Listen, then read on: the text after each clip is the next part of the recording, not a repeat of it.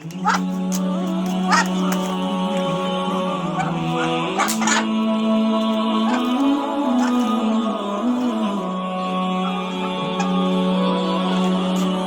দর্শক, কৃষি কামারি বন্ধুরা সবাই ভালো আছেন, সুস্থ আছেন। আমিও আপনাদের দোয়া ভালো আছি, সুস্থ আছি। আপনাদের সামনে এরকম ভিডিও নিয়ে আসলাম তো কেমন লাগে আমাদের খামারে। আর অবশ্যই ভিডিও দেখার আগে অবশ্যই মাশাআল্লাহ বলবেন। মাশাআল্লাহ বলতে কিন্তু ভুলবেন, ঠিক আছে? আমার এই বাণিজ্যিক খামার শুরু করেছিলাম 5টা-6টা চীনা হাঁস থেকে মাশাআল্লাহ। এখন মাশাআল্লাহ আমার খামারে শতাধিক চীনা হাঁস হয়েছে। সেটা পরিশ্রম আর এদেরকে ভালোবাসার প্রতিদান, ঠিক আছে? এদেরকে ভালোবাসা পাওয়া যায়।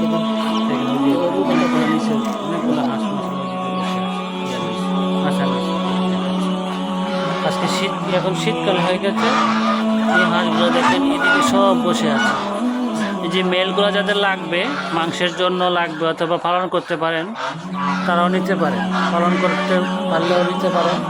আবার আপনারা যারা চীনা হাঁস দিয়ে খামার করতে চান, বাচ্চা দিয়ে খামার করতে চান, তারাও যোগাযোগ করতে পারেন।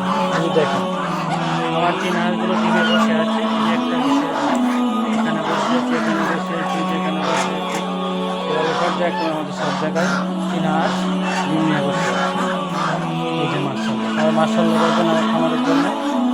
আর ভিডিওটা দেখে থাকলে অবশ্যই কমেন্টে জানাবেন আমার ভিডিওটা যদি ভালো লেগে থাকে অবশ্যই কমেন্টে জানাবেন। এই যে এখানে আমাদের চীনা হাঁসের বাচ্চা নিয়ে বের হবে কিছুদিনের ভিতরে। আজকে আমরা মায়ের নিচে বোর্ডিং দিয়েছি, দেখেন মাশাআল্লাহ। এই যে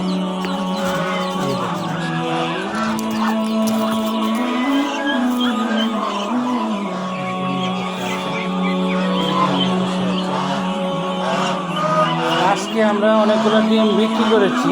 তো যাদের চীনা হাঁসের ডিম লাগবে তারাও নিতে পারে। চীনা হাঁসের ডিম দিয়ে যারা বাচ্চা ফোটাতে চান তারাও নিতে পারে।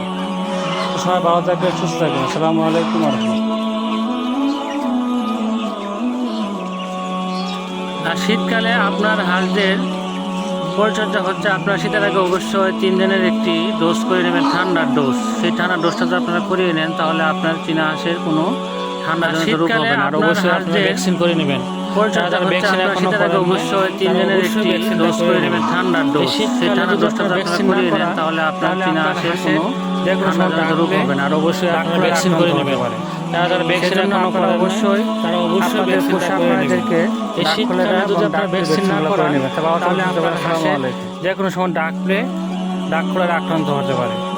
সেজন্য আপনারা অবশ্যই আপনাদের পোষা প্রাণীদেরকে ডাক খোলেরা এবং ডাক ভ্যাকসিনগুলো করে নেবেন। তবে আসসালামু আলাইকুম।